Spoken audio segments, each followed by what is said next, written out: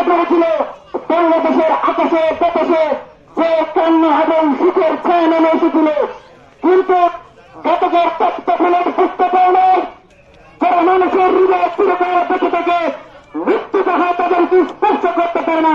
প্রিয় বন্ধুরা আমার, সেদিন চট্টগ্রাম সার্কিট হাউসের সেই অভিশপ্ত রাত, সেই অভিশপ্ত দিনে আর গতকদের সেই বিশ্বাসঘাতকতা আজও বাঙালি জাতিকে বুকে বুকে কান্নার ফেলে পড়ে স্মৃতি মনে করিয়ে দেয়। কিন্তু সেদিন সে মানুষ নিয়ে হেলিমেতে টেকনাস থেকে তিতুলিয়া, রক্ষ থেকে পাতুরিয়া, ৫৬,০০০ বর্গ মাইল থেকে জিয়ার আদর্শে যে বিশ্বস্ত সৈনিকেরা পায়ে হেঁটে গিয়ে জনগণ মাঠে উপস্থিত হয়েছিল, সেদিন বাংলাদেশের ইতিহাসে আছে সর্ববৃহত্তম জনতা হয়েছিল। সেই জনতার রেকর্ড আজও ভেঙে নেই।